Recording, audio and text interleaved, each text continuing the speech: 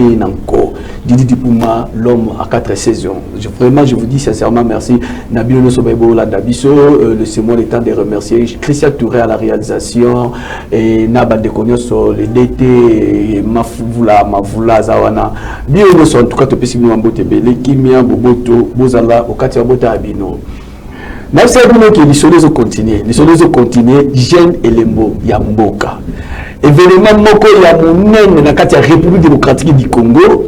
Oyo initiative ils maki pas ina mokambia et RC on a bengaka media one donc ye mikolo ye na tambili kichasa na moni ba pano na moni ba fiche ye na ye les 16 stades des martyrs stade Tata Raphaël pardon ils ont un problème alors ngana lo bango penza bien te pour battu ba concerné pour ba palo la débat qui doit lo ba bazali lelo na yambi moko ya basala nzambe ya munene ya mboka oyo Nebsa Abino ke basakoli baza. Donc musakoli ya munene to yambi awa na kombo ya Mira Miracle. Mira Miracle, c'est un grand homme au boyebi na ba itandoike na ba télévision partout boyo kakaye pe azali ko diriger église ya munene auto bengi montant de la transfiguration et zoami na bon marché. Musakoli Mira. Bonne santé. Ouais, yeso zana bon moi, yeso zo batela. Ne mo moni biso. Ok, c'est pas trop comme nous quoi les gloire à Dieu. Alors, groupe ça m'a comment impressionné. Surtout mingi l'accueil. Moni baïbara motona accueil. Dès na lobara chaque jour dans la vie, motamote ya malamu aleki ya mbongo ebele. Pardon? Motamote ma malamu aleki mutambongo ebele. Mandela? Moto ya motema malamu.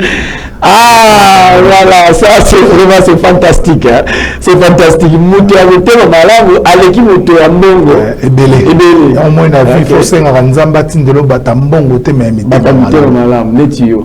Moto ya malamu ateza mukebo kabola. Yo venez habiter sur Voilà, c'est la passe à le plateau. Je suis avec le pasteur Alain Lefolo. Wazali Bonu à l'église, les disciples de la vérité du Christ. Et Zouami na limité TP. Pasteur, bonne santé. Oui, très bien par la grâce de Dieu. Pasteur Aboga Abomanali, comment l'église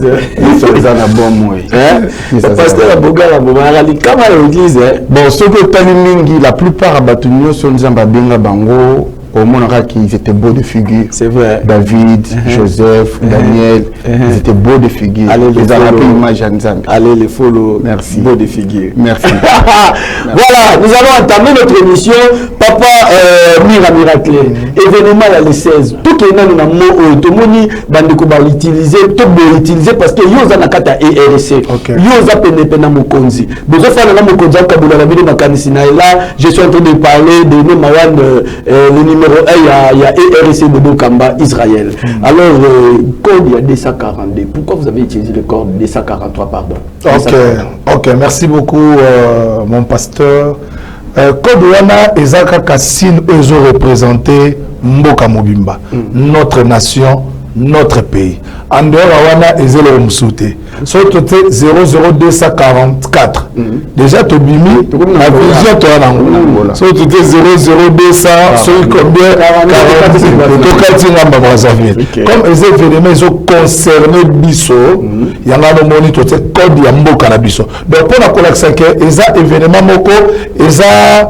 Et ça, je peux dire la partie prêtée, mais ça pour la mission Nyoso, toi on a besoin de Ok, quel est le message que vous voulez lancer? C'est-à-dire, pourquoi vous avez ciblé jeunesse? Parce que dans mon moi, Batouba, Batouana Bayaki Basali, puis dans mon temps, Bakumba Batouana Bayaka na stade, Batouana Pébaki na stade, il y a un autre bango Pébaye na stade. Comment vous ça l'analyse? Ok, je crois tout le monde dans le Congo a dit que jeunesse c'est Amabé. Tout le monde Kolongola Moutouté. Moutarouni Yango Seke Andoki.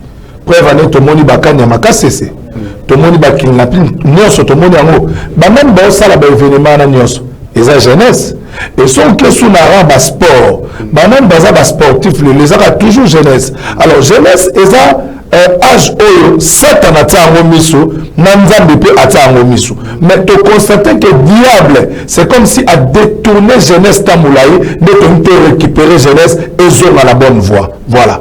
Voilà vision à présent à Bisso Yangwa. Ok, je vais revenir à vous. Je vois que le pasteur a quelque chose d'ajouter. Oui, na kubanda na mutuna na limosina placé quelques 243.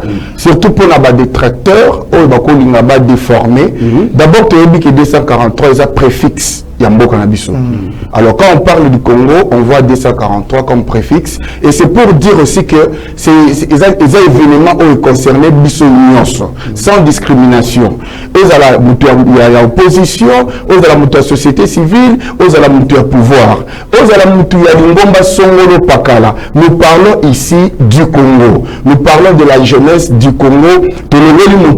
C'est pour cela que nous disons que ces jeunes Congolais, se retrouver dans un événement où question il y a qu'on réveiller conscience na biso parce que comme la deuxième question na yo pourquoi bilingue parce que ceux qui totali na mboka na biso totala que majorité de la population na biso je peux dire que à 80% ou 70% ils ont ba jeunes c'est jeunesse autour de la mingi awa ils ont par rapport à état d'esprit parce que il y a jeunesse bandit de 0 jusqu'à 60 ans alors batouan nande évêque général son éminence de Dokamba azuli kanisi kolambisa mana mukumba o epesabelier ya kolamusa ba jeune parce que tout ça censé te redorer image ya mboka na biso o eza terni pendant des années oui que mboka na biso était kami libanda mabe bayebi ke mboka ya baguerre mboka ya détournement mboka ya corruption mboka ya kidnapping mboka ya makambo mabe alors ceux qui biso ba jeune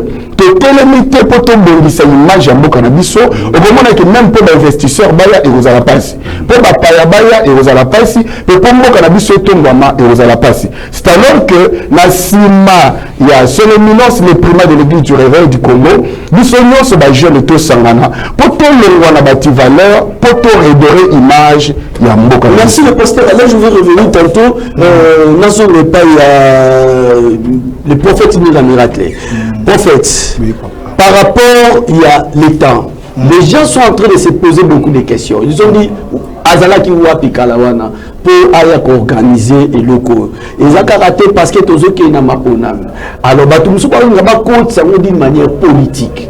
Bino vous offrez dans nos comptes. Est-ce que vous avez l'analyse il y a que postuler il y a nini est-ce que vous avez pendant ça na masolo ya politique na monoko na OK na zwingola ko vanda mingi na évêque général le primat je crois c'est Kaza na PCP Mbote un homme de bon cœur ko vanda na un homme de bon cœur. Ah bon? OK de bon cœur. Est-ce que vous avez dit que vous solo oui bato ba beta li solo ba beta li solo na yi ono ningazawana hamutu mabe ningazawana biso totala na musika to mona bena ninga pusana te na RC ona na ngo profiter na malubano bisabam te na comprendre to za na bato ba yebite na bato ba yebi bien te na bato ba yebi mais souvent bato ba lobanoza ba yebite yes ya mi baleza bato ba yebi bien te o moni bato ba yeba bien constater ba lobati ba calme bato mingi balobaka eza bato bayebaka te na ba o bayebi bien te mais moto ayebi bien avant même azala chapeau de l'église avant même akoma o akomi abandaka déjà soutenir jeunesse peut soutenir bato belé on peut sur exemple moko tokeka bola batraque tokomi na parcelle moko maman azo témoigner abi moto abimisa na hôpital akama na hôpital eza évêque général mais au moment azala même évêque te même pas aux l'évêque et puis RSC est une institution avant hier il y a qui monte sous tant il y a la vision mais ça je reviens je suis toujours chez vous quelle est l'analyse que ça dans quelques minutes pas Orlando et RSC Baka na RSC différence c'est ça ma casse différence déjà d'abord toujours invité ma jeune je ne sais pas si auparavant et si tout le monde a réunion concerné jeunesse or baye baka mutu na image bibelo bi nzamba sali mutu na image na ye papa na peso exemple moko okuta na mutu moko liboma na nzela okuta ni pera ngai na poche no wana $100 oza pe na 1000 francs ou oza na $10 oza pe na 1000 francs mutu liboma na ole la nzala est-ce qu'on peut $10 mutu na yo oui naza pour répondre on peut $10 on peut ça monter à normal pour une image ya malam. Le problème c'est quoi? Et là on se fait la présent et ça pour bongour sa image ata possible investir dans mboka la biso si image mboka la biso et ma b ata va travailler ba on sala le côté. Donc d'abord il faut image et bonga ya lokola on motsa biloko na sali mais ça de la salité banda no communiquer sali pour biloko vanda bien c'est une vision à notre président et ça image à jeunesse et à la nettoyer parce que tout ça église au milieu du village nous sommes là pour contribuer pour mboka na biso. OK. C'est vrai. Okay. Voilà. Pour nous et RSC na minute au calme. Na lobi na yo talaka tokoti talaka tosali. Oh yo pe na yebi que vous avez parmi bateau bazali ko tona. Ah kuna na obité. Mais qu'est-ce qui a fait que maman tout le monde na kati ya masolo vision ya mutazana balandaka un leader par rapport à sa vision. Yes. Oza souta ko landa monter pour na t-shirt, oza ta ko landa monter pour na masanga parce que jeune azé lemba masanga te. Jeune azé lemba Congo. Papa il faut tout sauver jeunesse na biso. Jeunesse wana ndeko kambara bakati église na biso. Na ça pas nayo. Vas-y, na ça pas nayo. Poso na cesse pas nayo. OK, jeunesse wana ndeko kambara l'église na biso. Même jeunesse wana pesa wario, même jeunesse wana pesa gaulois, même jeunesse wana pesa la terrasse. Mais avenir les amis, pasteur Aza conscient, il faut tout récupérer jeunesse pour te faire sa image ya mboka la biso. Même pour le Chine à la Chine, et ça pour reconnaître qui jeunesse. Bato bazo sala babilo ko nyo soto mono, ce sont des jeunes. Mais biso ba membi so la vie arrêta. Ton président a une vision boye. Pasteur Aza conscient. Le bako za monter à mabe parce que système ali batezara. Li batandi na mutu mais mukile eboya. Ba pasteur ma bata bazali. Mais sur le boya ya sincère batandi na mutu na boya na mukila. Tout le monde kanga donc pasteur mabata bazali soko tali penda vision oyo pasteur aza appelé na nzambe ya solo okosoutenir yango à 100% nene mira miracle na côté à 100% na vision. C'est vrai. OK. Parce que le prophète mira miracle ni mokoyi koloba pendaki bato balobaka ke kuluna eza mpe ba possession démoniaque yo salara ba délivrance ebele on peut se imaginer. Ah oui, tu peux avoir raison. Kuluna eza, je peux dire, eza possession démoniaque, eza peu encadrement. Nena fumole au moni omoni famille eza pour na ko encadrer. Classe eza pour na ko former. Église eza pour na ko transformer. Là il lokwana photo e baon. Yango musala oto ko musala les apoto sa nini to transformer. Kuluna eza peu éducation. Moto mso akola na vie à bienté.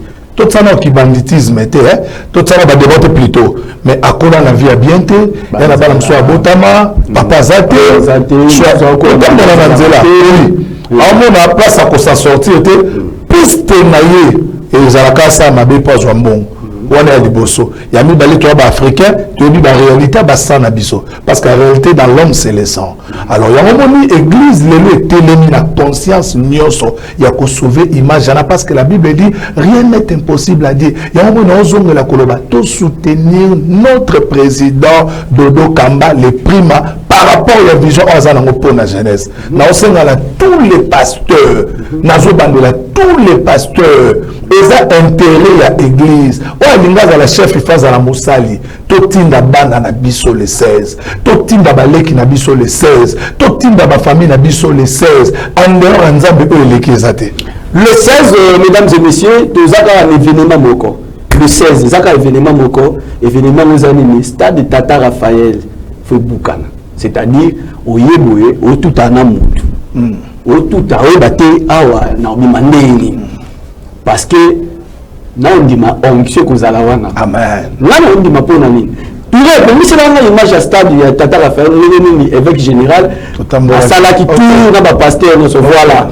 Il est là. Je crois bien que vous êtes en train de voir. C'est lui l'évêque général, le président de l'église ERC, l'église du Réveil du Congo, où les alliés tout où la Salaki na stade de Tata Raphaël et na le Sambo. C'était terrible. Pasteur Alain vous allez qui sur place. Tant que vous voulez que nous connaissons dans le stade, place aux allez que nous voulons pour nous poser jeune. Il y a des beaux premier tour na biso, moi j'avais des larmes aux yeux. J'avais pleuré. Na lela qui vraiment. Bazala pembe na ba mona qui na zolela. Parce que j'avais senti une forte onction et j'avais senti les temps de Dieu par rapport à Moutounou. S'il y a moyen, ok, merci, Touré, il faut revenir à ça tout le monde. Par rapport à Moutounou, pourquoi Kakasikoyo, et j'avais compris parce que la Bible dit dans chaque chose à son temps. Et je voulais dire à tous les jeunes, ils allaient dans la parti politique, ils allaient dans la confession religieuse Moussoussou, pour comprendre que le temps de Dieu est arrivé dans notre pays. Le temps de Dieu est arrivé pour redorer l'image du Congo, l'image des jeunes, l'image de notre pays. Et puis, moi, est-ce que Alinga postulé est-ce que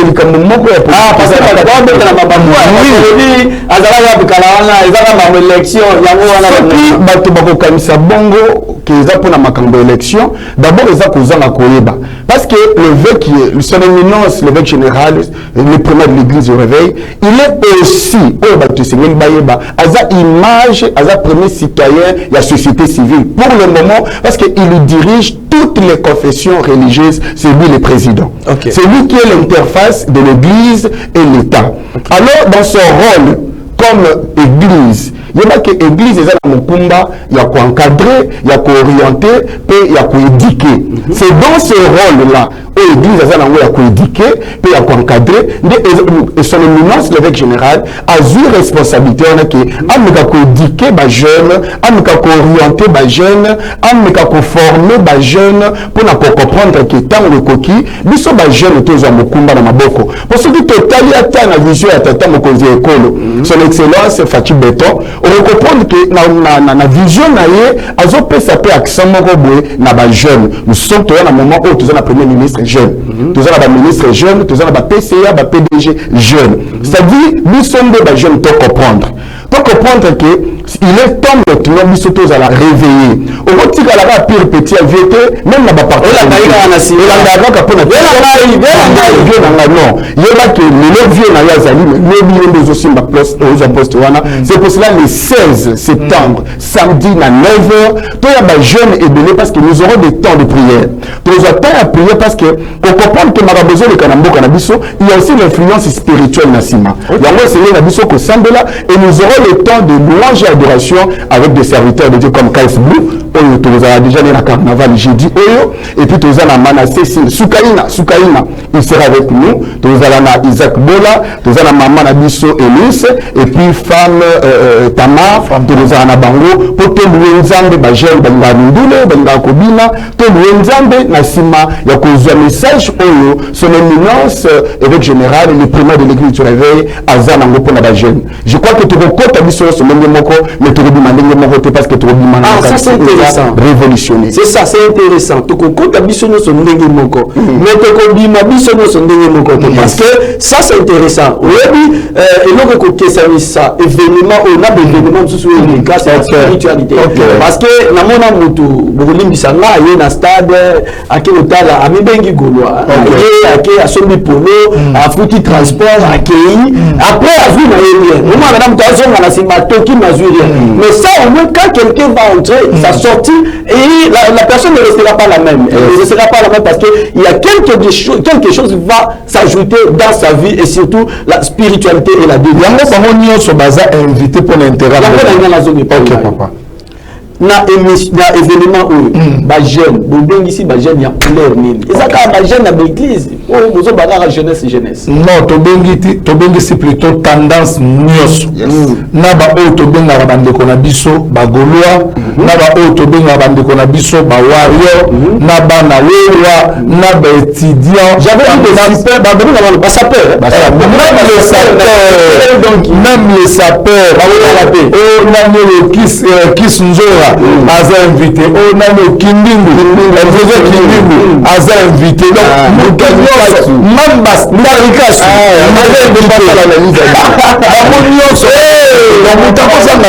parce que les événements ils ont concerné le Carabiso. C'est comme si Congolais n'y sont un tribaliste. Ah bon? Ce que tu as changé l'image. Ouais. Ça va aller comme la Congo. Ah, mon donc, si on a fait la place à Outa. Alors, un Français a défendu la tribute mais nation et pays. Défendre la Bénin, il faut la loi. On a ça, les Congolais. Comme une photo de défendre, même l'Amérique défendre les États-Unis, c'est plus il faut défendre le Congo. Donc, évidemment, on quand même pas pour le cas pour se revenir. Aux la Brazzaville, donc, toujours éviter la menace non-so. Et on a politique, t'es pas en politique, n'a pas pensé qu'on a tout ça à côté. Tous allons un souci à venir. On m'a dit l'homme, on m'a dit papa Mbosso Bazana, l'homme on va remplacer. Même mon candidat sur place à ça, à petit calme éternellement. Ils sont des terroristes. La vision.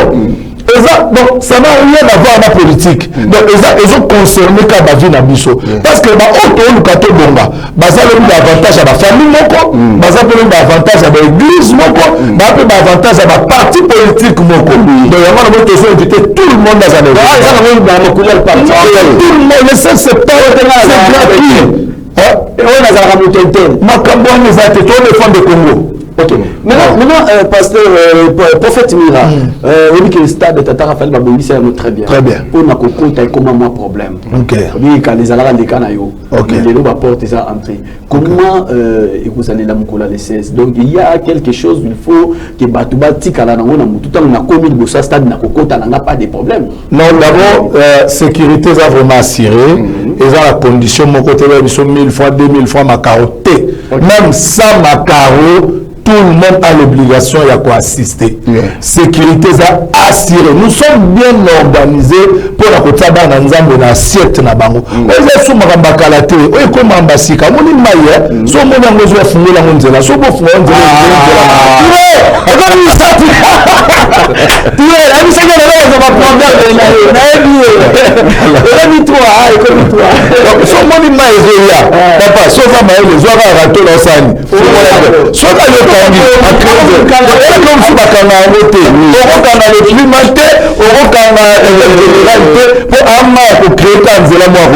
donc voilà, ça c'est bien.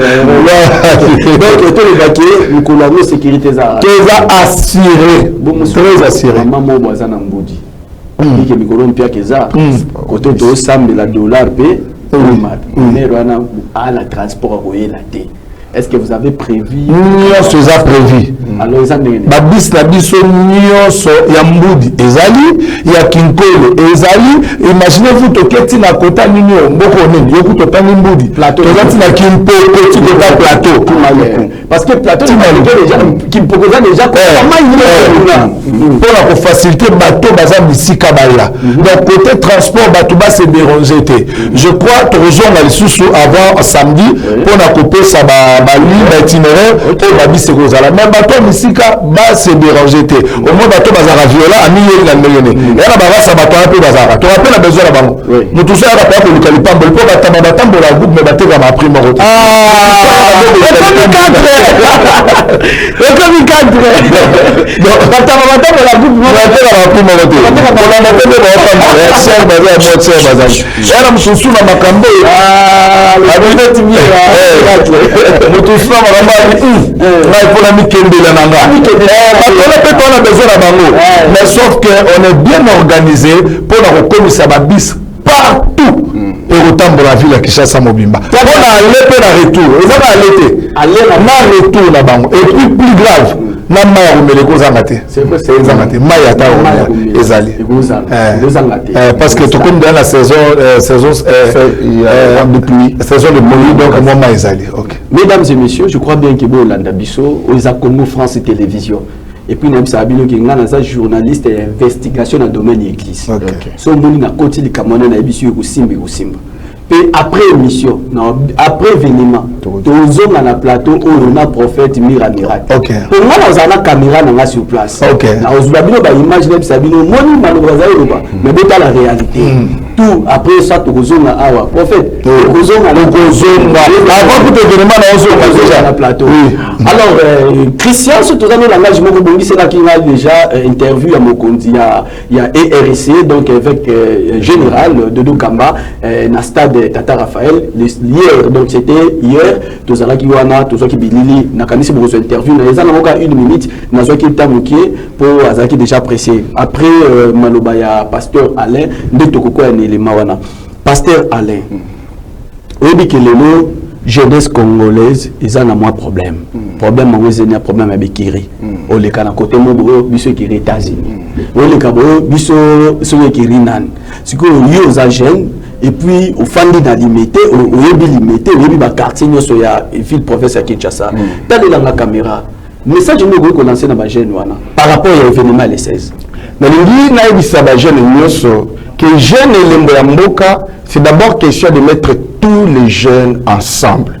Quelle que soit la divergence na biso, quelle que soit la partie na biso, mais tout comme on a na moment que biso tout ko kutana longo, on a côté la cause moko. Cause ezali ko bengisa image ya mboka na biso.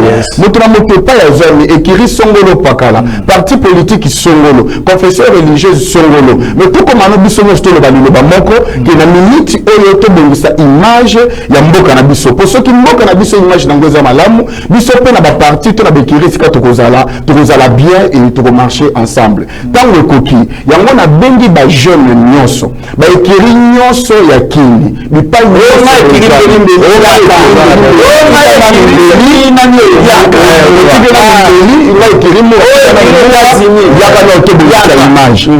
image puis na sengi na bato nyonso. OK. Tomonisi babis to babis na nzela mais ekozala pe malamu soko yeye moko avant parce que ba porte efungama déjà parti à 6h to boyo za place parce que stade Tata Raphaël ekotonda lokola liki soko ezeli bista musoko ko mapena mo retard alors c'est bien ya kobima to tambola makolo po ba ebisi biso to bima libanda po na likambo songolo po na ko soutenir moto songolo to tambola makolo po na ba concert otoke otoki ozongi pe pamba mais ekomisi koyo tango totambola pona kobela mboka na biso pona biso pe mabota na biso yango na encourager ba jeunes nyonso. Quand on parle de la jeunesse on voit l'énergie balingi pena benda lisusu makanisi na bilenge o ba kwa na stade Tata Raphaël jeune elembo ya mboka ezape savoir respecter le bien public donc toboya na stade il y a qu'un attitude ya jeune o ya elembo ya mboka oye to sambeli to yembi to yeki message to bimi to tiki stade Tata Raphaël ndenge to kutaki po etika la ezape moko l'image ya mboka na biso. Alors biso lokola ba jeune elembo ya mboka to batela ba bien public oyo ba pesi biso na tata mokonzi. Moi je crois bien que ça sera terrible, hein? Ça sera vraiment terrible. Donc nakotana na po ya ki pasteur. Je voulais demander à nos jeunes sœurs, les jeunes sœurs au kokisi déjà 18 ans mata. Li ba les oyate. Yaka les 16 na stade Tata Raphaël. Yo frère, au vanda ka pa na bino tala âge. Moi bokanga mina famille ezali, yaka to sambela. To lobi bien to kini musambo. To ko ya to sambela, mutu na mutu pa sambela na pour la famille na bango. Esprit ya kunu nozombo na famille na bino, bon so za possession démoniaque. Nzela ya konomolango ezali kaka no sambo. Yango moni les 16 awa. So le ministre de Lokamba, c'est un jeune. Azana melenge. Mais elenge oyo nzambe azo salela soki oye ekozala profitable pour na yo pour que oyo kamateya o profiter na losambo oyo kosala mawana pour esala un plus ya malamu na kati ya famille na bino. Donc je crois bien que ça sera quelque chose de bon au sepela na motouré ceux qui toloba no langage moko pesa biso image to interview au tozwa qui il y a son éminence Dodo Kamba avant de quitter stade Tata Raphaël. C'était hier, moi-même j'étais là lokola liso na bino. Bolanda. Excusez-nous, nous avons deux questions à vous poser. Premièrement, aujourd'hui, vous êtes au stade Tata Raphaël pendant que l'événement est le samedi.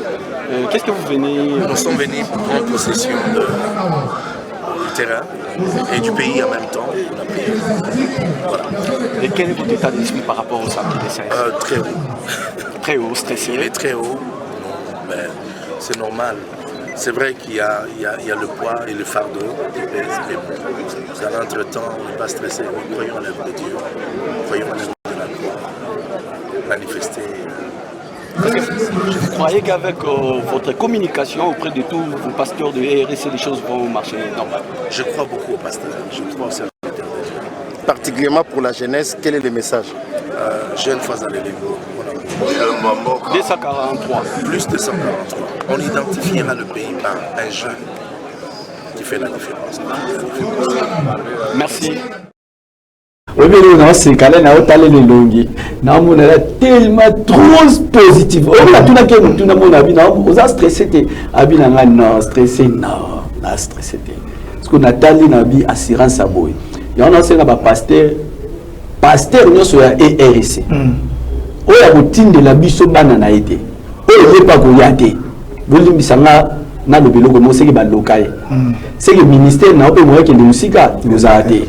Parce que les seules occasions oui na vie ba bisa biso luka au fan na kana muto aza élevé pour profiter de l'élévation. C'est-à-dire tant que ya le sambo na muto aza élevé et que permettre au ministère de sani automoi. Donc ekozala ka bongo. Alors le prophète Mira Miracle. Quel est le programme de l'Etosa déjà mardi, Tosa na mercredi, Tosa jeudi, Tosa vendredi, Tito comme samedi. Alors nini oyo ezobonga. Ok, lobby d'abord les mercredi, Tosa na 6e riz. OK. Pour récupérer ba macaro.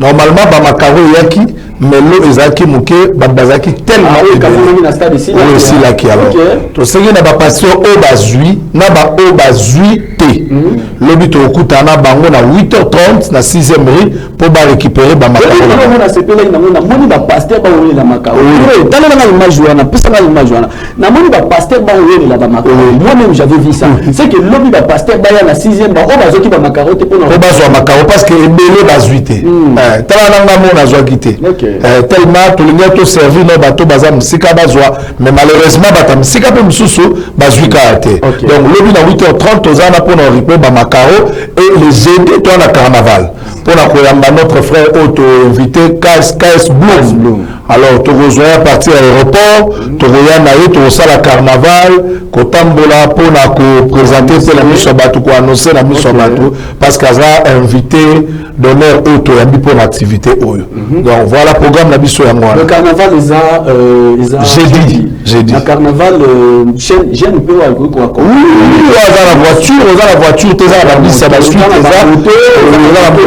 voilà la voiture na yo voilà l'hypocrite na bis voilà ukoti na yo ça la mon intérêt ya nzambe so kokuta ngoza la wapi pour na carnaval kokutana normalement direction eza aéroport mais batu mususu o bazala matinal to kokutana 6e rue d'accord pour to kene malamoko mais direction eza aéroport ndeto bando tamba déjà vers 9h faut to za bien aéroport pour to zo moya ko se diriger ko bima libanda aéroport c'est que carnaval est terrible carnaval est terrible parce que to tamba la jeune nous soit invité mais na na pesa pe programme mususu na ça va na au prophète auti koloba que ba pasteur ne ba roya lobby pour na kozwa ba makaro et programme ezaki le vendredi na butu tozala na ba chanteur ba protocole na ba intercesseur nyonso ba ozala mini na ba makaro na bango c'est pour cela pasteur bengami lobby oya pona kozwa makaro pona ba serviteur wana tozala na bango vendredi na stade na butu et longo na yemoko le primat de l'église du réveil son éminence l'évêque général de Dokamba to ressemble la pona ko préparer une journée wana alors bakoya ba kozala bien entretenu moi lipa et kozanga te moi mai c'est ça moi ton but c'est l'évêque général Alexandre Biso humilité toujours le moi comme qui ça mais nous c'est qui pour na batunyoso bazala à l'aise alors bakola la wana moi na wona ndako ali na eta banga na été c'est ça aux la nanga alva bis et protocolaire et la nangai au lieu que tu na musicien ko banga na été pour la na stade Tata Raphaël c'est que il y a comme là et vous allez nango il y a autre sengi na ba pasteur ba ya lobby vraiment parce que et que songa azuma caro et puis ayeba itinéraire o ya koyebisa moi n'est pas nini ya kozwa bisi pour na koya na stade vendredi na butuana alors tozala na biso nyonso tozala wana na yemoko le primat de l'église du réveil tozala longo to sambeli longo nde bato ya samedi bakoya déjà kokuta biso déjà na kati bato bakoya samedi bakokuta biso déjà na kati yango nazo benda pena mayele na yo zala matinal et puis welisa so kuto zeli bis au cours de ce kuta déjà ici ya rotonda parce que on aura au moins 30 on aura au moins 20 000 jeunes tozana bango déjà na butuana très bien on dit que vous allez le Cameroun déjà que nous sommes à la fin de cette grande émission alors le prophète Mira Miracle aime par rapport à ça et ceux qui sont dans le Cameroun au tikalaki nango osana nango koki kolobato likambo na koki kolobeza d'abord merci avec président, le primat, je crois, sur tous les cas, Dodo Kamba, Yenem Tassali encore tous les cas. Merci la confiance sur Bisso. Parce que Bisso de tout représenter dans Malobo, Tozoloba. Il faut que ma c'est qu'il n'y ait pas que ma donc merci la confiance au APC Bisso. Yami Balé, merci Penabino na Kei Nabino. On met en Baliboso na yawa, mais confort, qualité, accueil. Donc pour ça, la Rananga na Vanda. Yasuka. Merci. Donc Yasuka Zali, nazo invité Bandekonio Sobozo Landanga. Kamisa Atangai, on a déplacé. Na moi moto pour la combat on a payé son annonce ba mingi da ko payé annonce peut-être il cambe ko détour à venir na yo mais nga na payé son annonce ko sunga lobi na yo ata pour na moto wana pardon valoriser maloba nanga zala présent on peut sanga merci ata na venir na yo prophète Mira a sauvé la vie na ngai a sauvé la vie na nga na 5 le 16 septembre aux angate na 8 heures to kuta na yo peut-être on a besoin de prière moko peut-être on a plateforme na yo peut-être on a nini on ngoni